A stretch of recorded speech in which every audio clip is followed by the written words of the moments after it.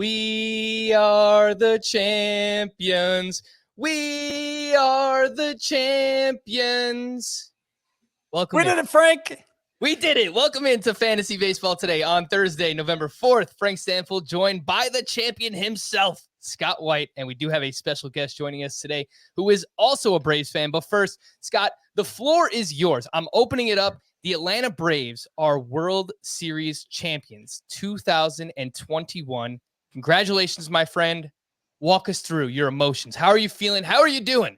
Oh, gosh. You know, it was funny. They were interviewing players after the game, and they're all like, man, I don't know how to feel. And that's kind of how I felt, too, is especially since, you know, the actual clinching game there, 7-0. I mean, it was like the least dramatic game the Braves played the whole postseason.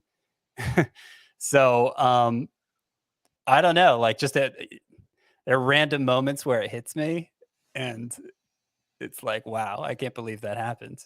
You know, you wait 26 years since the last one. And like among all my teams, that 95 championship was the only one of my lifetime. So I don't really know what it's like for your team to win a championship, you know, except for that when I was 11 years old, experiencing it that one time, and so many close calls over the years. It's just, I don't know. It's great. It's a great feeling. Well, let's see what the Yankees could do now. I don't have very high hopes or expectations for next year, but forget about the Yankees. It's all about the Braves, and it's all about our next guest that's joining us here. And he contributes fantasy baseball content, both dynasty, prospect-related content over on Fantrax, and you can listen to him on the Fantrax Toolshed podcast. It is Chris Clegg. Congratulations, my friend. You are also a champion. Oh, thank you so much for having me. I'm honored to join you guys. This is one of the first fantasy podcasts I ever listened to when I first started playing fantasy baseball. And so this is a neat experience to be on here. And, you know, you guys and the podcast, the CBS podcast was a big reason I wanted to start writing and producing content. And so it's a true honor to be here and to get to celebrate the Braves World Series. Not much better we could do. And, you know, I was only a year old when they won in 95, so I don't really remember. You don't remember. You're Dansby Swanson's age. Yeah, so I didn't know what was going on. I don't remember, even in 99 when they last went, you know, I had no clue what was going on. So this is a great feeling. And so it's, you know, over the years, you know, a lot, like you mentioned, a lot of talented teams that, especially last year, I thought last year was the year. And then, you know, glad we were able to do it this year. It was awesome. And like you said, I don't really know how to feel. Like it's one of those things, like still smiling, still like just so happy about it. And, you know, there's moments where like, is this real life? Because this is the first time one of my teams too has won a championship. So it's very exciting. So you're decked out in your Braves gear. I hear the Braves fandom all over your voice. And did you get that feeling in the first inning? In the first inning when there was that easy play, Michael Brantley, a light grounder. It should have been an easy play, but they just kind of got Freeman and Fried both kind of got in between themselves. And, you know, Brantley ends up stepping on Fried's ankle and they don't get the out at first base. Like you got that here we go again feeling, right? Yeah, like this is going to unravel. They're playing too tight, and it's just this is the beginning of the disappointment. Yeah, and it was a miracle that Fried's ankle was okay. Like, how did that thing not swell up? Like, how did he keep pitching? And he goes back in, is pumping 98 the next at bat. Like, that was the fastest he had thrown all year. It was just a miracle, and it was just kind of meant to be, I guess, because I really thought it was going downhill. So at least, like you said, it wasn't dramatic. There was no kind of nerves at the end. At least we didn't have to go through that. We kind of cruised, and you know, it was a good feeling for sure. And that Soler home run, my gosh, that's gonna live in my head forever. The way he turns to the dugout, like, I got it, guys. Yep. Oh my dude, watching that at bat from Soler, it seemed like, and I tweeted this out at the time, like no matter what Luis Garcia threw in that at bat, it seemed to me like Jorge Soler was going to destroy that baseball. He was locked in. Like no matter what pitch Garcia threw, it seemed like he was right there. He was right on it. So yeah, I mean, that is an awesome moment for Jorge Soler, for Braves fans. Man, shout out to Freddie Freeman, right? Like he is the face of the Atlanta Braves organization. Not going to waste time talking about like, will he be back with the Braves? He should be back with the Braves. And I hope that he goes back there too, because obviously it's a great lineup and it's a great place for him to play. And you know, the familiarity there with Freddie Freeman. So shout out to you guys. Shout out to the Atlanta Braves once again. and just the moves that they made throughout the course of the season too. It's just like job well done. Front office down, everybody contributing effort there by the Atlanta Braves. By the way, on the podcast, outside of the Atlanta Braves, we are going to talk about, there's like a bunch of news going on, a bunch of catcher related stuff. We'll talk about that here up at the top. And we do have Scott's 2022 early, way too early, top 30 outfield rankings that we'll talk about. And then a few outfield prospects we'll wrap up with later on that you need to know in redraft. Obviously, Chris does a lot of work with prospects, dynasty related content. So we'll get his thoughts on those prospects later on in the podcast. Let's start off with the news. Lots of catcher news. Buster Posey is retiring. This really comes out of nowhere. 7-time All-Star, Rookie of the Year, MVP, 3-time World Series winner, 4-time Silver Slugger, Gold Glove winner. He won the National League batting title back in 2012. There might be a Hall of Fame debate going on. Maybe he doesn't have enough cumulative statistics, but I think, you couple the resume with the fact that he was the best at his position. I say yes. I say Buster Posey is a Hall of Famer. Scott, it is Joey Bart time, likely to take over as the starting catcher for the San Francisco Giants. How far do you plan on moving him up your catcher rankings? So have you seen something semi-official? Have you seen a comment from somebody within the Giants organization saying, yeah, we're planning on turning the position over to Joey Bart now, or is that just your speculation? Oh, that is 100% speculation. Okay, because I'm actually not sure if he is ready to step into that number one role. He's had so many injury issues over the course of his minor league career. Even last year, he only got less than 300 at bats down there, and he kind of hasn't developed into the hitter I think they were hoping he would be when they drafted him second overall. Not that he's, he projects to be a good hitting catcher, but it's kind of power focused, not very good plate discipline. And I'm just, I could see them bringing in a veteran to bridge the gap, maybe have Bart be the backup from the start, maybe have him begin in the minors. I do think at some point he will take over as the Giants catcher next year. I just don't know if it's going to be from the get-go. And so I'm going to rank him a little bit cautiously, considering probably still in my top 15 ahead of like Elias Diaz.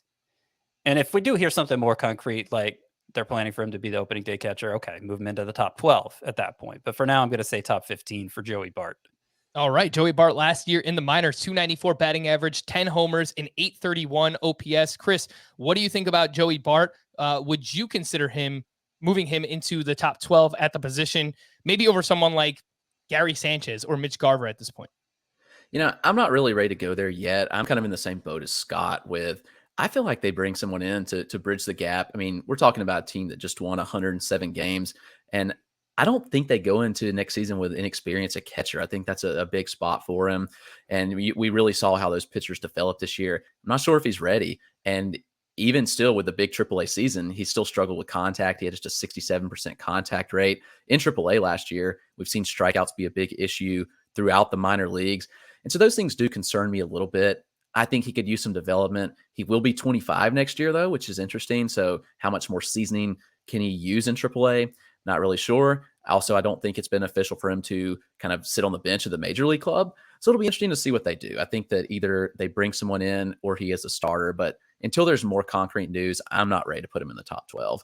Yeah, catcher prospects are so interesting in that way because you're right. I mean, he is stepping into a team that is expected to be a contender, and especially for a catcher, you got to be able to handle an entire pitching staff. And there's just a lot more thrown at you than really, I guess, any other position where a prospect is being called up. So really good points there on Joey Bart. We have more catcher news. The Tigers acquired Tucker Barnhart from the Cincinnati Reds, and they plan to use him and Eric Haas as a catcher tandem, which, Scott, I believe this completely crushes Eric Haas's value.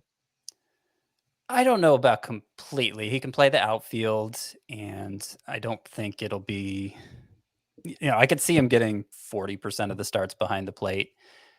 It could crush his value if the inconsistent playing time, him being a high strikeout guy, like an excessive strikeout guy, if he just, it causes him to hit 150 and they have no reason to play him anymore. That seems like a possible outcome for Eric Haas anyway.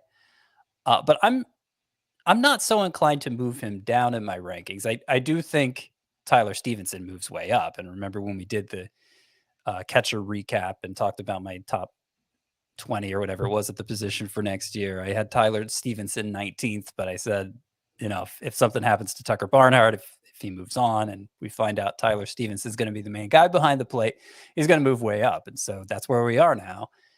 I think he probably does enter the top 12.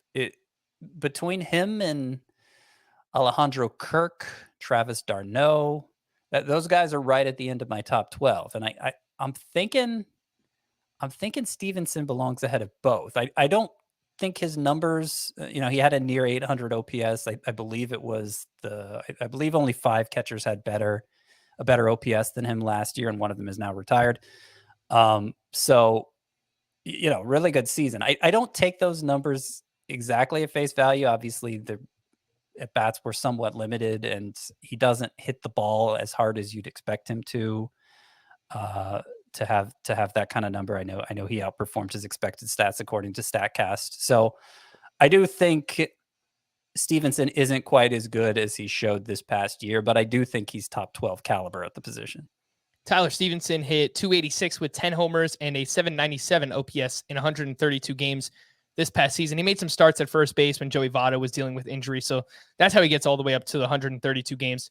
Maybe with the National League DH, he could play even more if they want to keep his bat in the lineup.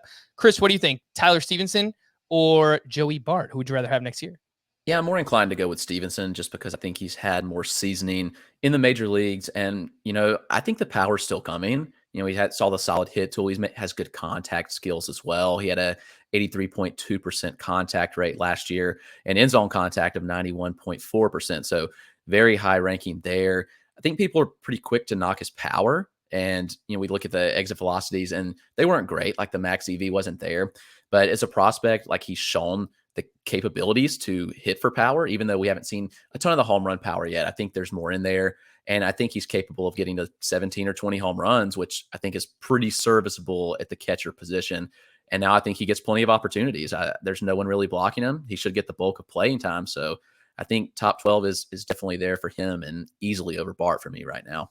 Yeah, that would be more than serviceable. If we can get 17 to 20 home runs with a batting average that doesn't completely sink you at the catcher position, we could be talking about, I don't want to overstate it, but maybe even like top 10, top 8 at the position when things are said and done. But we've got a long way to go before we actually finalize any catcher rankings here.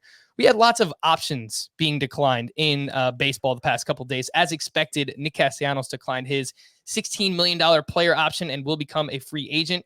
Avisail Garcia, who just finished as a top 30 outfielder in Roto, declined his side of a $12 million mutual option with the Milwaukee Brewers. The Phillies declined Andrew McCutchen's $15 million option for 2022, making him an unrestricted free agent. And Yusei Kikuchi declines his $13 million option, which does come as a surprise because I'm not sure that he'll make more than that annually somewhere else. But we shall see what happens with Yusei Kikuchi. A few pitching former prospects, kind of still prospect notes here. With the Blue Jays, Nate Pearson recently underwent surgery to repair a sports hernia. He's expected to be ready for the start of spring training. And he was really good down the stretch. It was, small sample size, 12 2/3 innings in September, but 284 ERA, 134 whip, 20 strikeouts, 7 walks. Chris, I'll throw this one your way. Do you think Nate Pearson is in the Blue Jays starting rotation next year?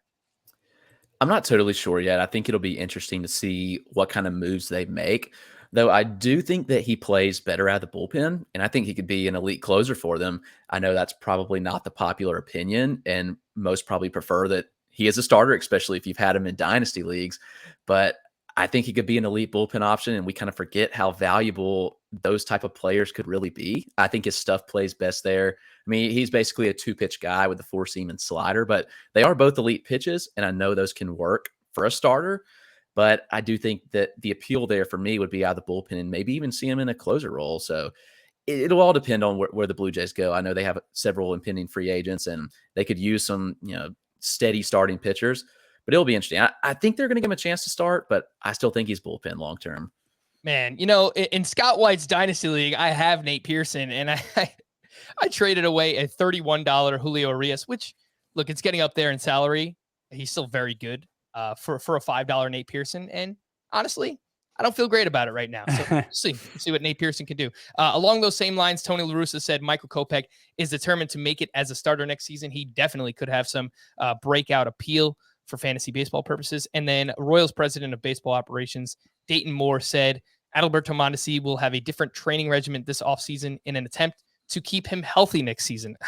What are they going to do? Put him inside of a bubble? I don't know what they're going to do to help him out, but I don't know. Fingers crossed. We'll see. Zach Greinke will not return to the Astros, but does plan on pitching next season. Prefers a National League team. Before we get to those outfield rankings, this Sunday, Week 9 of the NFL on CBS features an AFC North matchup in Ohio when Joe Burrow and the Bengals battle the Browns, along with key interconference clashes between the Raiders and Giants and the Chargers heading to the city of brotherly love for a meeting with the Eagles. Get set for the action on the NFL Today at noon Eastern. That's all coming up this Sunday on the NFL on CBS. Scotty Dubs, way too early. 2022 outfield rankings. They are live on the site, cbssports.com/fantasy/baseball. You can check them all out there. You can follow along while we talk about them. But let's look at the top 5 at the position. Fernando Tatis, Ronald Acuna, Juan Soto, Bryce Harper, and Mike Trout. 2 names in particular that we did not talk about on the recap that I want to hit on here. Ronald Acuna and Mike Trout, obviously. Ronald Acuna tore his ACL on July 10th, which makes the championship even that much greater, I think, that much more impressive, because you lose one of the best players in the sport, you still managed to take it down. That is awesome. And you gained in the standings after losing it. Like, they weren't in a playoffs position when he went down. Yeah, it was basically the culmination of Jorge Soler, Eddie Rosario, Jock Peterson, and Adam Duvall. Like, those 4 players combined to like equal Ronald Acuna, or maybe even exceed him, I guess. But man, again, job well done by them. A reasonable recovery for a torn ACL for athletes recently has been 9 to 10 months. That brings us to April or May for Ronald Acuna. And he recently said that he's on track to return in May. There was a video that surfaced. Alex Bregman met up with Ronald Acuna before the World Series started, asked him, how you doing? When are you expected back? And Ronald Acuna said May. Derek Rhodes does great work on Twitter. You can follow him at DRHOA3. And he collects injury data for Baseball Prospectus and recently pointed out that Twins prospect Royce Lewis tore his ACL back in February. It's now November. He's still not running at 100%. So we're almost at 9 months there for Royce Lewis. Everybody's different. But Scott, it seems like you have been on the more optimistic side here with Ronald Acuna all along. You're still ranking him all the way up at the top of the position. And overall, I'm a little bit more worried. I don't know that we see Ronald Acuna before May. Well, I have to admit, I didn't see that video you saw. So this is the first I'm hearing of Acuna himself saying he's aiming for May. And if that's the case, if the player himself isn't even pushing to be back by opening day, then I probably need to move him down some, because he's probably not going to be back before May. And that's kind of what I was waiting for, was some sort of indication that, like, my thinking was, okay, assume he's going to be ready until you hear he's not going to be ready. And so that's how I was ranking him. But so let's do this live. Like, let's say Ronald Acuna is out till May. How much would you lower him in the rankings? Okay, so yeah, I'll put you on the spot. Till May. So he's missing 16% of the season. Well, got to move him behind Juan Soto. For sure. I feel like moving behind Bryce Harper, but maybe keep him ahead of Mike Trout. I was thinking slotting him right in between Betts and Tucker. I don't know if that's moving him too low. Down even further. Yeah. Yeah. I think the lowest you can move. I have Tucker at number 7 currently. So you move Acuna behind him. Tucker becomes number 6. And Acuna is between Tucker and Luis Robert. I think that is the absolute lowest I would move him down. But I'm going to have to look at this some more. That's... Because, if he's aiming for May, any kind of setback pushes it into June, and then you're talking about missing a third of the season. Yeah. And he's coming back from a torn ACL. We don't know, like, this is someone who usually runs wild on the base paths, right? So we just... I know. You're killing the buzz here, Frank. I'm sorry. Well, look, you guys started it because, like, you poo-pooed my Joey Bart love a little bit earlier on. So, Chris, I mean, look, you guys both Braves fans. You follow the team very closely, obviously. How are you feeling about Ronald Acuna? Would you use, let's say, a late first or an early second round pick on him next year? Yeah, I think I would be willing to go there on him. And I've remained optimistic this whole time. Maybe it's a little bit of bias as a Braves fan. And every athlete's so different, as we've mentioned. I mean, there was a wide receiver for Clemson who 2 seasons ago tore his ACL and played in game within 4 months, which I know that's a freak of nature thing. And we can't expect that from ACUñA. Obviously, at this point, he's within 4 months of that. I know we've heard May. That would be the given timeline. I'd really like to see when he starts baseball activities, and that's projected in January. So hopefully we have a better idea then. But right now, I think that 120 games would be a reasonable projection, I think, if he comes back in May. And you have to figure we have to give him some time in May to get back to, full strength.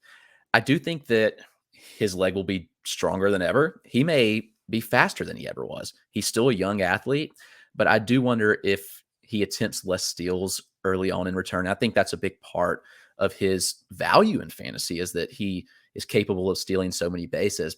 And, by July, we may have normal ACUñA back, but early on, I am a little hesitant about how much he will run.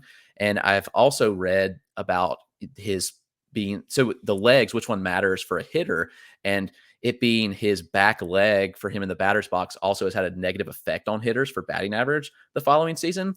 So that'll be interesting to track too. And I know everybody's so different and everybody recovers differently, but ACUñA's such a freak athlete. He'll just be 24 years old in December. I think we can expect him to come back strong, but I do think we have to be a little bit weary of some missed time.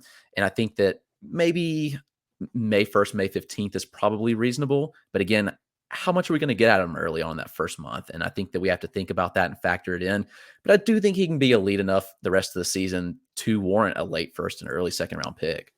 Yeah, I'm totally thinking about this on the fly, and I don't want to belabor the point here, but my optimistic view ranking ACUñA initially was okay. I'm expecting to see him in spring training, him to perform in spring training. Nobody's worried about him anymore when opening day comes, and we don't really think about the knee again at that point. But if we don't see him playing, it's just this date out there in the ether that we're aiming for, and we're not really able to see that he's okay. I mean, how many injuries timelines got pushed back this year? I mean, it was a horrible year for that. And I'm just afraid. I'm starting to get scared. I'm getting scared, Frank. Yeah, Halloween was last week's guy. No reason. I think you've turned me from an optimist to a pessimist here just in the last 3 minutes. Well, look, you have to think about it like this too, right? Like there are a few wild cards up top in drafts this year. It's going to be Tatis, who says he's not going to have shoulder surgery. He played it through it this year. He was still really, really awesome, but I think that's in the back of our mind.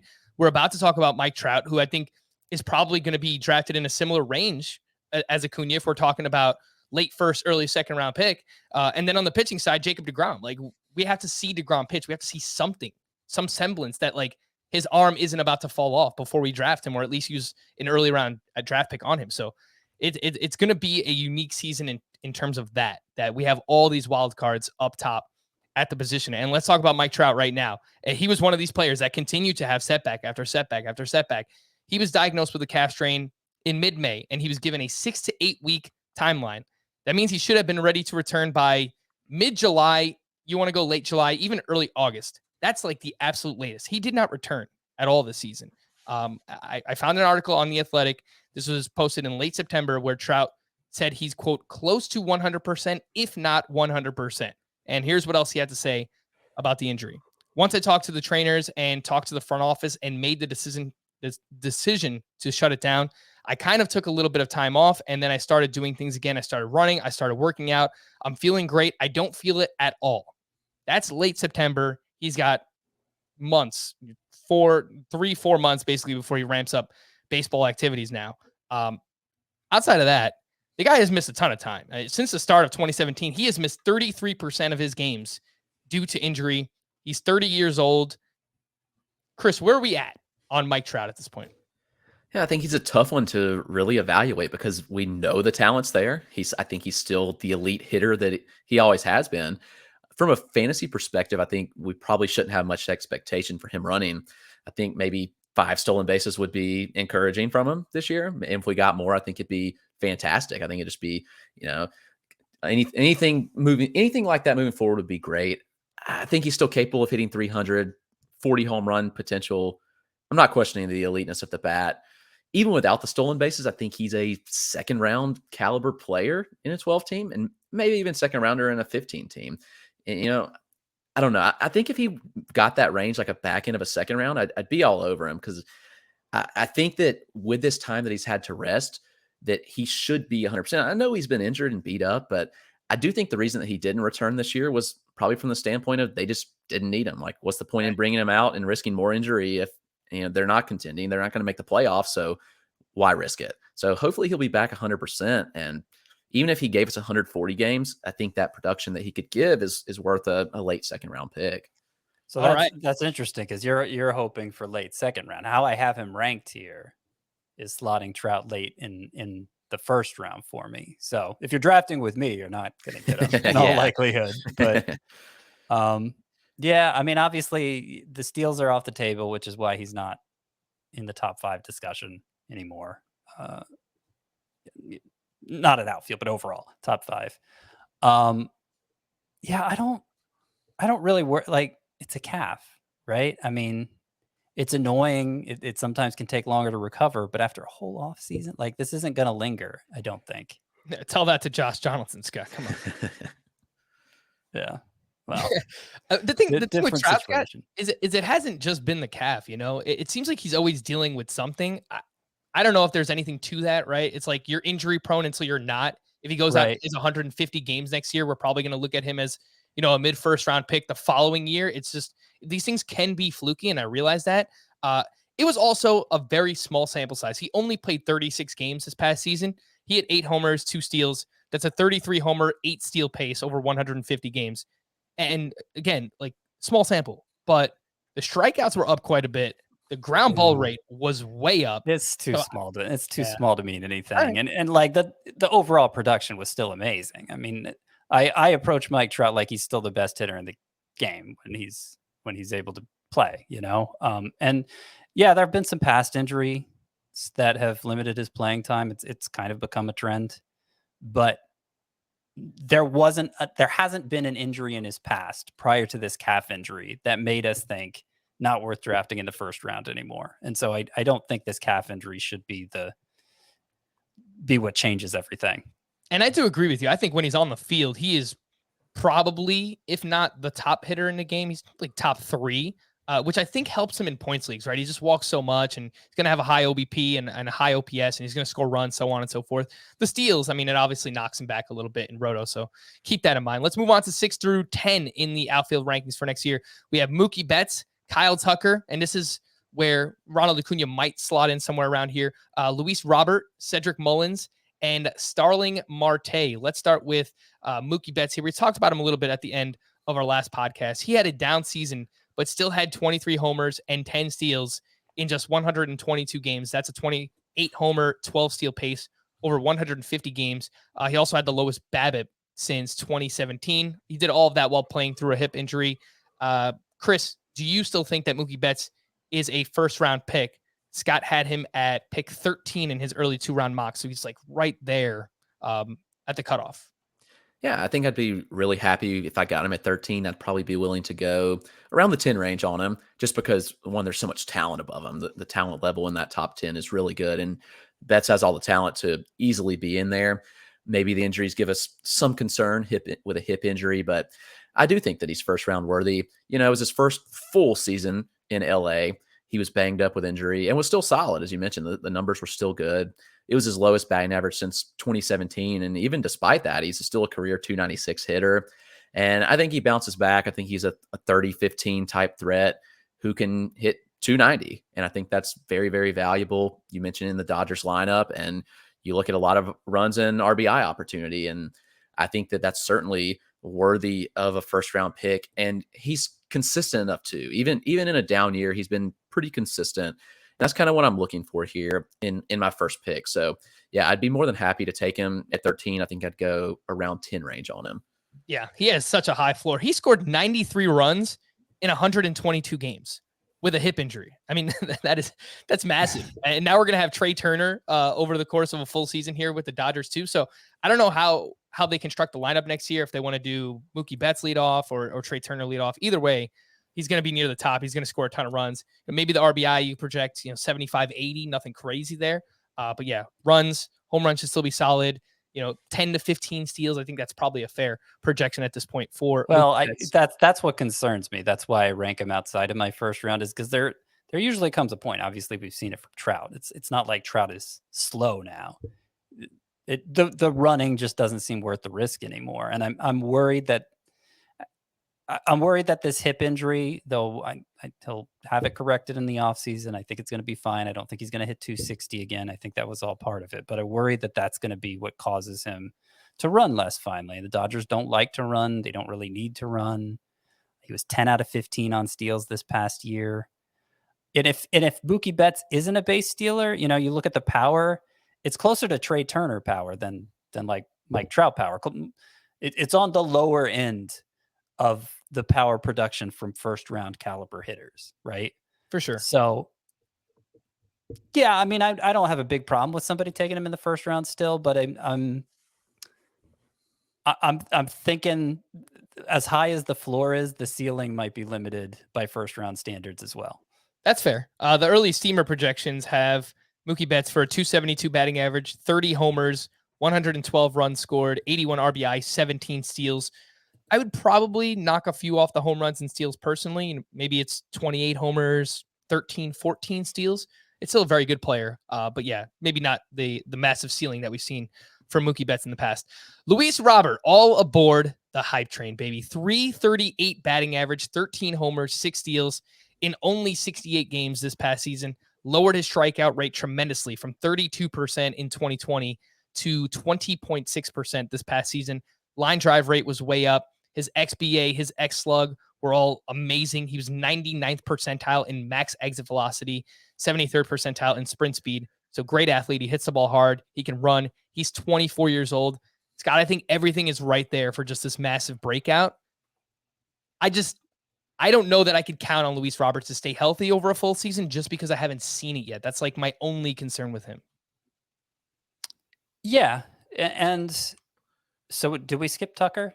We're not going to talk about Tucker. I thought you were talking about Tucker at first. No. No, I mentioned Kyle Tucker is in this part of the rankings, but we talked about him on the last podcast, guys. Okay. I was just making sure we didn't overlook him because I do have him ahead of Robert. Yeah.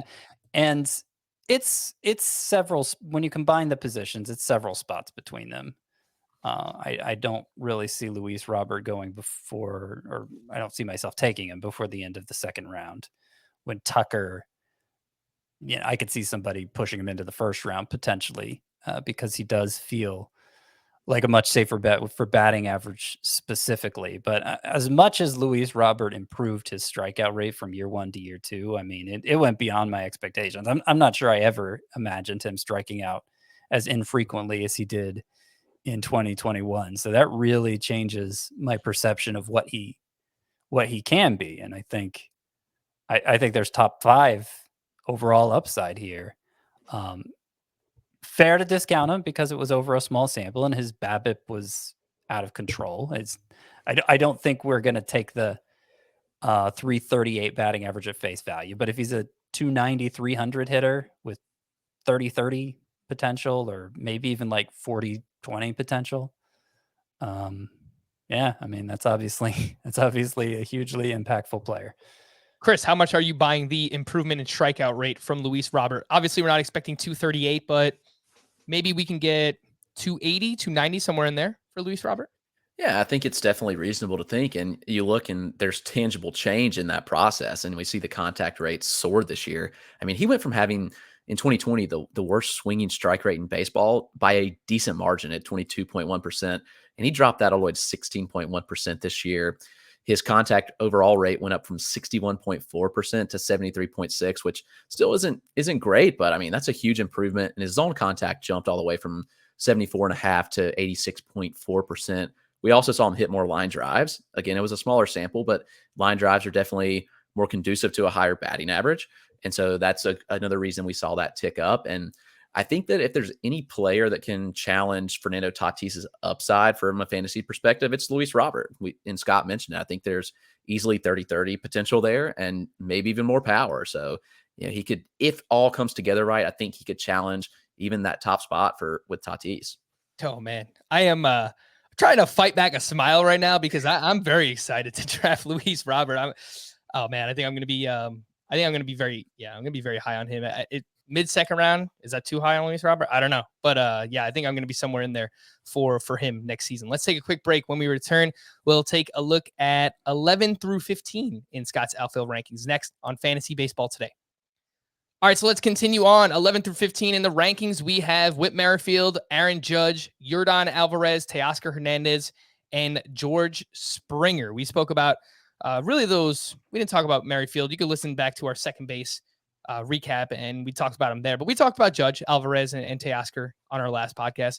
I want to talk about George Springer. So Springer hit 264, 22 homers, 4 steals in 78 games this past season. That is a 42-homer 7-steal pace over 150 games. The problem, like Mike Trout, Springer seems like he's always dealing with something. He's missed 25% of his games since the start of 2017. Scott, I think he has big upside in that lineup and that division. But how confident are you that Springer could even play, 130 games at this point?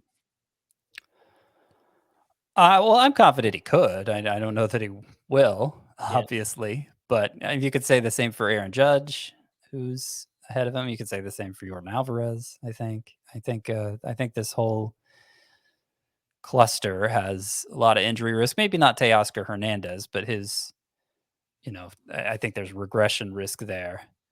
Obviously not as much as I was concerned about coming into this year.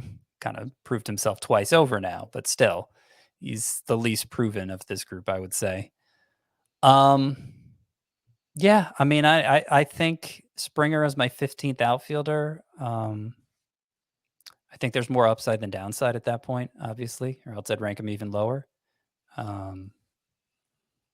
Let's see, like in terms of to use head-to-head points per game, which, isn't a perfect comparison, but it's an easy comparison. 3.64 is what George Springer averaged this past year. Kyle Tucker was 3.51. Yeah. So obviously we're still talking a second round caliber bat if all goes right here. Yeah, he was better than Shohei Ohtani in fantasy points per game. He was ahead of Mookie Betts. He was ahead of Luis Robert. So yeah, I mean, it's just a matter of him staying on the field, especially with that lineup. It's just massive.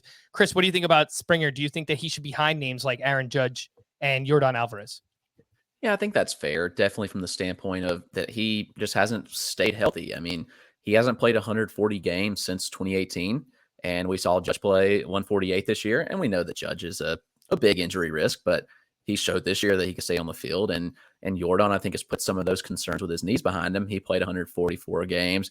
Even saw him play some outfield in the World Series, maybe not well, but he did show that he can move around enough to play some outfield, which was good enough. So yeah, I think it's fair. And even Teoscar, like at this point, I'm pretty much buying in to what he's done. I think you're right, Scott. There will be a little regression, but if he plays enough games, he's easily going to surpass Springer because Springer hasn't shown he can play 140 games. So I think it's a fair spot for him. All right, 16 through 20 in the outfield rankings. We have Byron Buxton, Eloy Jimenez, Nick Castellanos, Ketel Marte, and JD Martinez. And you might be noticing a common theme here. Outfield is loaded with talent, but lots of players who have dealt with injuries as well. And Byron Buxton is no stranger to that. He was finally putting it all together this season. 306 batting average, 19 homers, 9 steals in just 61 games. That's a 46 homer, 22 steal pace over 150 games. So just an absolute massive, massive breakout for Byron Buxton. The problem is he hasn't played more than 87 games. He's only played more than 87 games once since 2017. So Scott, let's say you have to use a round 5 or 6 pick on Byron Buxton this upcoming season. Is it one where you can only do that if you feel safe, I guess, quote unquote, safe about the early round picks you used before him?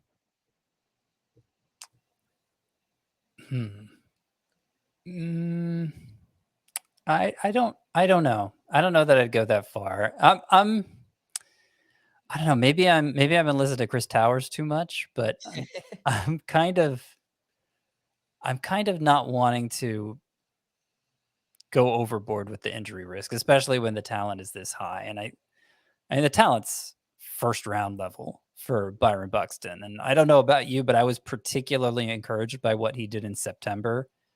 Because remember when he missed the time with that last injury, which was the last injury that he had? Was it a broken? Yeah, it was actually a fractured hand, which he suffered by getting hit by a pitch, which is not his fault, obviously. So, and he first came back from that, and he looked awful. He looked like the Byron Buxton we'd seen in previous years, where the production didn't live up to the talent level. But then in September, he hit 283 with 9 home runs, 4 steals, and 966 OPS. So like he finished as strong as he started. And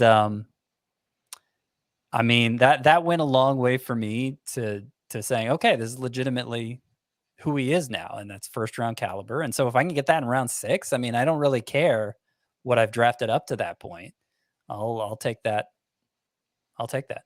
Yeah, and I want to move on to Eloy Jimenez here too, because I think he's a unique player because he does not provide any speed, but he's just ahead of names like Nick Castellanos and JD Martinez, where I think all those guys kind of do similar things where if it all breaks right, they can be elite 4 category contributors. Eloy probably not going to score that many runs because he doesn't walk very much.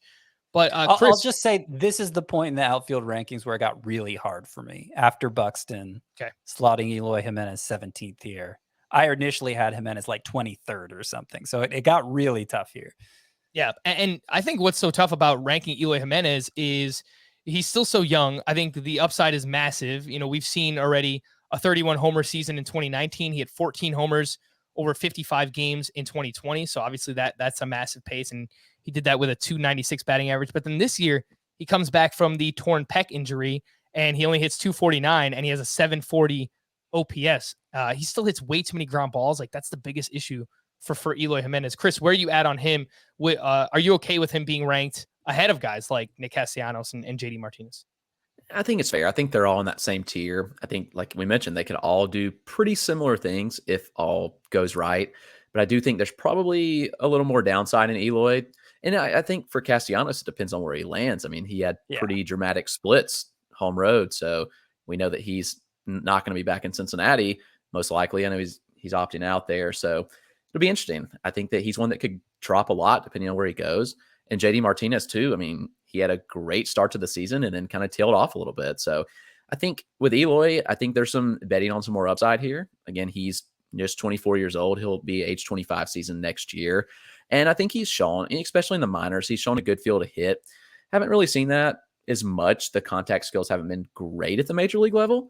And you mentioned the ground ball rate, like pretty consistent, near 50%. He's 49% for his career. And that's just a little high. You want to see a power hitter like that definitely hit more fly balls because his home run to fly ball rate is crazy high. He just needs to hit the ball in the air more often. And if we see that, I think that we definitely see the home run totals tick up. Wouldn't be surprised if he's like a 270, 30 home run type hitter, which is pretty serviceable.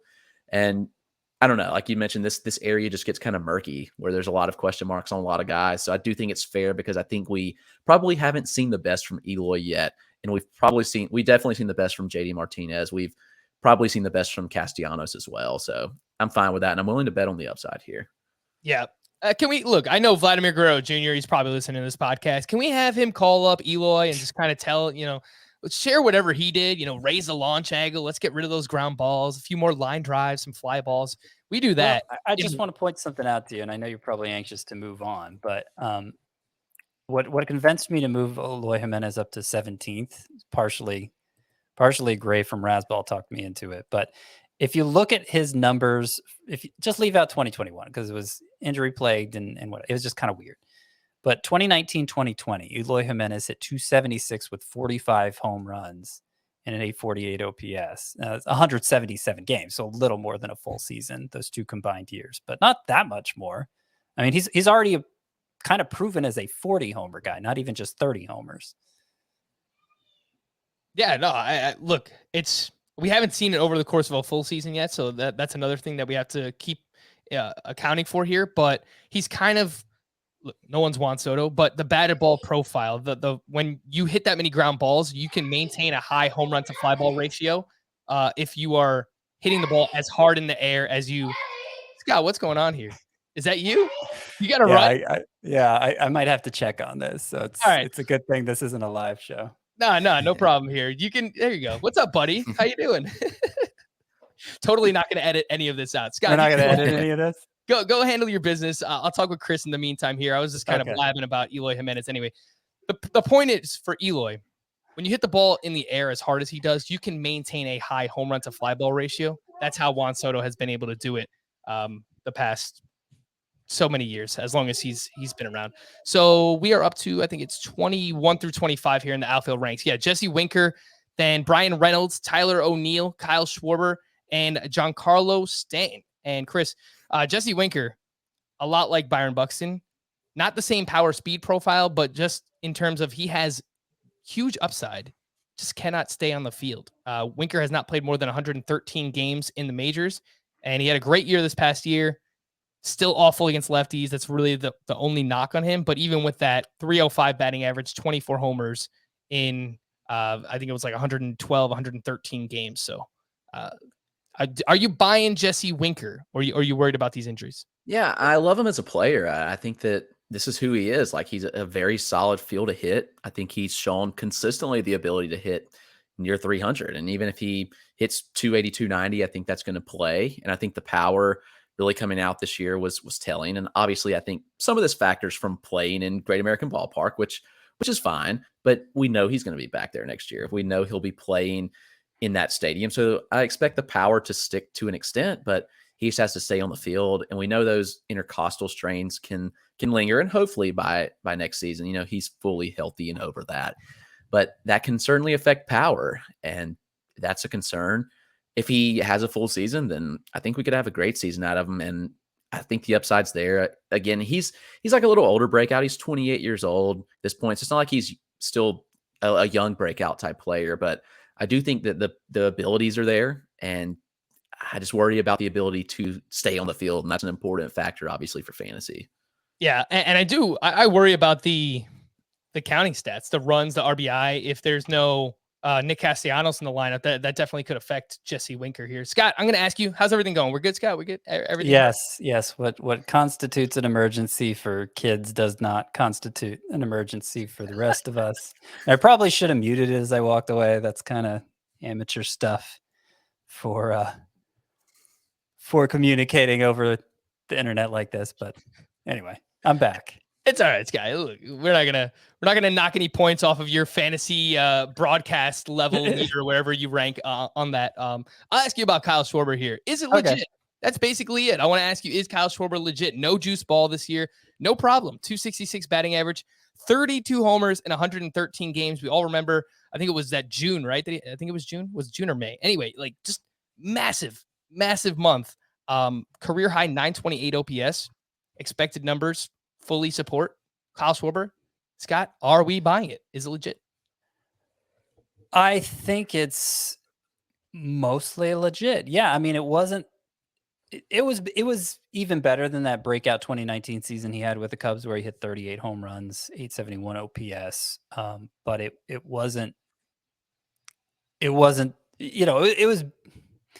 I think more than anything, he proved his 2020 was illegitimate when he hit only 188, 701 OPS, obviously short season, all the weirdness. We didn't really know what to make of Schwarber coming off of that, but he picked up where he left off in 2019 with the monster power production. He continued to prove against left-handed pitchers to the point that no matter where he signs, I'm confident he's going to be an everyday player. And I think in the end, there may not be, I don't want to overstate this. I could see him and George Springer's numbers looking similar. If, even assuming good health for Springer, I could see them both hitting about 265, hitting between 35 and 40 homers, getting on base a lot. I could see that outcome for Kyle Schwarber, though obviously it would take a lot going right. 26 through 30 in the rankings. We have Mitch Haniger, Randy Arozarena, Chris Bryant, and then those two. Yeah, those two. Cody Bellinger and Christian Yelich. Obviously, Scott, you have Bellinger ranked higher than Yelich, so I assume that you would draft him ahead of Yelich. Chris, you're up. Cody Bellinger or Christian Yelich? You can't say neither. I know, it's so tough. It's so frustrating with both guys, how they just fell off so hard. And, at least with Yelich, there seems to be a pinpoint reason. And he's kind of gone back to being that ground ball hitter that he was prior to his breakout. But even in 2018, when he hit 36 home runs, he still had a ground ball rate above 50%. So it's doable. But, in 2019, when he had the MVP season at 44 home runs, 30 steals, he had just a 43% ground ball rate. So there was clear change, hitting way more fly balls. And then last year, back up to 50.8. And then this year at 54.4%. So it's kind of discouraging to see him go the wrong way. Strikeouts ticked back down. I think his strikeout rate in 2020 of 30.8% was kind of fluky, just small sample size type things. But I just don't know what to do with Yelich completely. I don't know. He could go either way. I mean, we could see him go back to being the fly ball hitter. He could easily correct this, or he could just keep hitting the ball on the ground and we get 9 home runs over 475 plate appearances. It's hard to say. And with Bellinger, I do think that there's a higher probability for rebound. He's younger. We've seen the high-end caliber, and that's true with both of them. But we saw Bellinger kind of turn it back on in the playoffs. I mean, he was doing some damage against the Braves. That ball he hit out against Luke Jackson was a ball that no one had a business hitting out of the park, and he did anyway. So I do think that he rebounds to an extent. I don't ever see him being that MVP caliber again that he was in 2019. But even still, I think he'd rebound and be a 30 home run bat pretty easily. And I think the batting average obviously ticks up from 165. His BABIP this year was just 196, which is crazy low for a player of his speed. So I do lean Bellinger here, but I'm really having a tough time with both guys evaluating, like, who are they? And to illustrate why because it's easy to think, okay, this is only my top 30. I'm just sticking Bellinger and Yelich at the end here because they're big names, but I really do think this is the appropriate spot to gamble on the upside that we know they possess, because 31 for me is Austin Meadows, who, hit under 230, was sitting against left-handers down the stretch. 32, Tommy Edman. 33, Dalton Varsho, who you're mostly drafting for his catcher eligibility. 34, Robbie Grossman. 35, Hunter Renfroe. Like, there's clearly a drop-off between Randy Arozarena, Chris Bryant, and then that group that I just referred to. So that's why I'm slotting Bellinger and Yelich here at 29 and 30. Yeah, no, I think that definitely makes sense based on those names that you provided there. Before we wrap up our outfield discussion, just an outfielder that you'll be targeting, Scott, someone that you like that's on this list that we talked about that you think they're going to come at a good value. Give me a name, just a name. Who's someone you'll be targeting? There's a lot of names here. I'm gonna say I see myself drafting a lot of Brian Reynolds, because I feel like, particularly in roto leagues, I feel like the roto crowd, if a guy can't give you 30 home runs and also isn't a base stealer, I think it's possible Reynolds could give you 30 home runs, but that's not the expectation. The expectation is between 20 and 25, and he's not a base stealer. And so I think a certain contingent just writes that guy off completely. But Reynolds is a stud, I think, from a real baseball sense. And he's going to give you batting average, which is something you need to fill in the early rounds, just like you do stolen bases. And he was 90 runs, 90 RBI, even on a bad Pirates team, because he's on base so much. I think he's great. And, if I feel good about my power situation otherwise, even if I don't, 25 home runs is a lot of home runs. I see myself drafting a lot of Reynolds. I could see him dropping beyond the 22 spot where I have him, and I'll be happy to take advantage. Yeah, and I know the Pirates, they're not going to be good, but Brian Hayes he could bounce back. And I mentioned on the podcast with the Welsh, the steamer projections for O'Neal Cruz are just bananas right now. So the lineup should get better. They start to call up some of their prospects. Hopefully that's something that can help Brian Reynolds. Chris, you're up, an outfielder that you'll be targeting next year.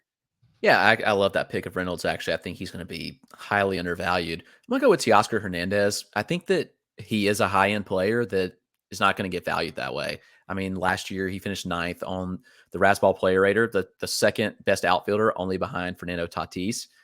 I think he's made legit changes. And, I really thought regression was coming for 2021, but he proved me wrong. I think he's going to be maybe go around like pick 45-ish. I could be totally wrong on that, but that's my early guess of where he'll go. And I think that he's going to provide more value than that. So in that range, like I think I'll be all over him. And he's a high-end outfielder that you won't necessarily have to pay up for. So that's kind of where I think I'll be going if I miss out on one of the early outfielders. For me, up top, and Luis Robert, I can't contain it. The smile is just like it's so organic. It's thinking about what he could do. Potential 30-30 bat. I'm just really excited about Luis Robert and the changes that he made this season. I'm very intrigued by Cody Bellinger. I want to see where the ADP winds up on Cody Bellinger, but no one's expecting him former MVP. But look, to get to one more year removed from that shoulder surgery, I think it's only going to help him look better in the playoffs. Super small sample size, but man, I don't know. Can we get like 250, 25 to 30 homers, double-digit steals? Wherever he goes, I think that's probably going to be a discounted bat. So I'm interested in Cody Bellinger. Chris, we'll start with you this time, an outfielder that you'll be avoiding next year. It'll probably be Cedric Mullins just based on price. I think that, obviously his season was awesome. 30-30 seasons are incredibly rare. He joined elite company there.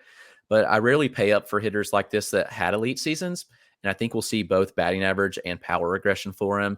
And I just don't think I can pay top dollar. I think he's going to be pushed up near first rounds in some 15 teams, which kind of seems crazy to me, but I think it'll happen. I'll just go with the guys with more consistent track records there. So Mullins will be the outfielder I am avoiding. Scotty, avoid who? Probably Eloy Jimenez. You made this great argument for why you put him where you did. The 45 homers. I know. I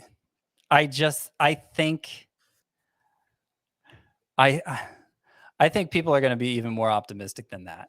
I think Eloy Jimenez has this name power. He might not even last as long as 17 in the outfield. And I'd be happy if I'm looking for big power. I'd be happy waiting and taking Kyle Schwarber instead. So scanning through the names here to make sure there's nobody else I'm missing. But Eloy Jimenez, my initial gut reaction was to rank him 23rd. And then I decided I couldn't. I think you're going to wind up with a lot of Kyle Schwarber because that's now twice you've compared him to George Springer and Eloy Jimenez. So yeah, you might what's your take on Schwarber, Frank? I mostly buy it, especially what he did against lefties, right? So, and I just saw enough this year. I was reading an article about how he kind of changed things in his batting stance too. So I like hearing about like tangible changes like that, and obviously a player breaking out because of it. So he's at still like the prime age of his career. I want to see where he lands, but I think for the most part, I buy Kyle Schwarber. So if you buy him, look what you're buying.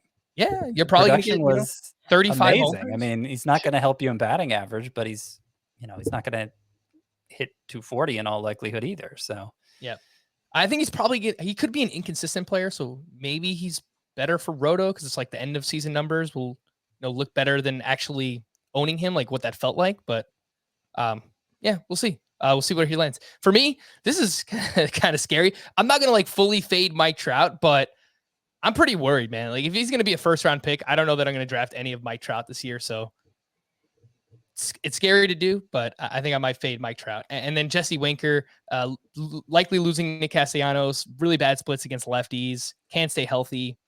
I like the player. It's just there's a lot of red flags there for me. We're going to wrap up with a few outfield prospects to know for 2022 redraft. Obviously, Chris, this is your wheelhouse. You do a lot of work for Fantrax regarding prospects and dynasty value. So I'm going to throw a bunch your way.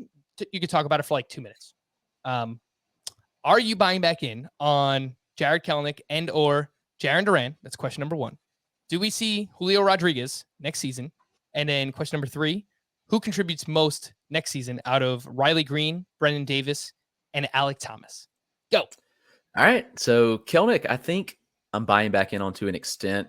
I thought the floor was a little higher, but we shouldn't really be surprised by his struggles. A lot of guys last year struggled. And I think, Frank, as we talked about before the show, I think that a lot of that had to do with 2020 being weird for minor leaguers. There was no season for them. Now, some guys would tell you that the alt site was really good for them, and some would say it wasn't. And we had a lot of guys that, especially these international players that had to go back home and play on these random backfields where they got no instruction, like professional instruction. So it was hard. With Kelnick, he's made some tangible changes. He adjusted the swing late in the season. You saw some production uptick. It wasn't great by any means in September. It hit 248, but even still, it was much better than what we saw from him most of the season. And we saw the power speed in him. So I do think that he'll be an intriguing pick. I don't think you should expect a high batting average like we did see in the minor leagues from him. I think he's probably more of like a 260 type hitter, but the power speed's hard to pass up. And so it depends on where he goes if I'll buy in. Duran, I think we completely overrated to an extent. The power in AAA was massive, and that was the first we had seen of that. And, the Red Sox did a good job of displaying what they were doing at the alt site. And we even saw the power at the alt site because of the swing change and where he moved his hands to. But AAA power was up across the board. So I don't think he's this big power guy. We know he's got a decent hit tool and speed as well. But I don't even think Duran is in the lineup to start the year. I think he'll be back down AAA for some more seasoning. I could be totally wrong on that, but I'm not really buying in redraft as much on Duran, but I do think long-term he will be okay. Is there anything you guys want to add on those two? No, just that I'm going to tell your colleague, Eric Cross, what you said about Jarren Duran. He's probably going to be very mad at you now. I don't know. I think this is kind of a broad point to make, but it's related to Duran. I think I feel like I'm at a point where I'm going to have a hard time evaluating power because of the new ball. And one thing I've noticed going through my rankings here for the new year is, like, if you're not somebody who averages, generally speaking, if you're not somebody who averages 90 plus miles per hour in terms of exit velocity, like your power output might not be that great with the new ball. That's the big thing I've noticed is, like, exit velocity seems to matter more. And Duran was 89.6, so technically below, but not that much below 90. 39.7% hard hit rate. That's not very good. And we're also talking about a small sample, very first taste of the majors. But yeah, I think it's possible he may not impact the ball quite hard enough to be a real power hitter, especially in a park it's kind of tough to hit it out for left-handed hitters. All right, Chris, those final questions. Do we see Julio Rodriguez next year? And who do you think has the biggest impact of Riley Green, Brennan Davis, and Alex Thomas? Yeah, I think we definitely see J-Rod. He'll be extremely young. He turns 21 in December, but he's elite. And you mentioned guys that hit the ball hard, and Julio Rodriguez hits it really, really hard. He posted a max exit velo, I was able to find out, of 117.4, which would have been 8th best in major leagues this year.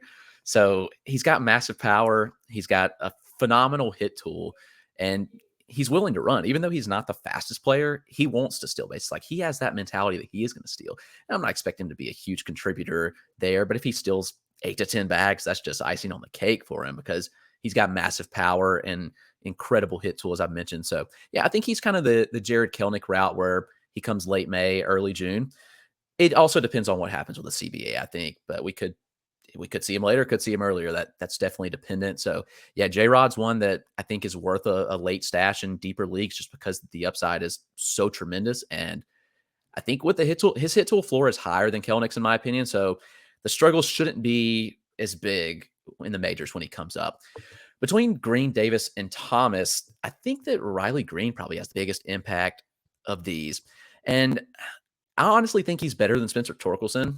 And that's kind of becoming more of a thing, but I have him ranked above Torque in my latest prospect rankings. Green just turned 21 years old, so he's younger also. So it'll be interesting to see how they want to handle him, but he did make it to AAA last year between double and AAA, 24 home runs, 16 stolen bases, and a 301 batting average in 124 games.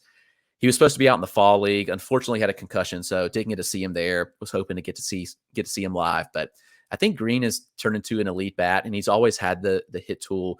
And now that the power's come along too, which is something I always look for in prospects. I want to see him with a hit tool first and then the power come along. That's exactly what we're seeing with Riley Green. So he's probably like a midseason call up, and he makes a pretty solid impact because there's not a lot blocking him in Detroit.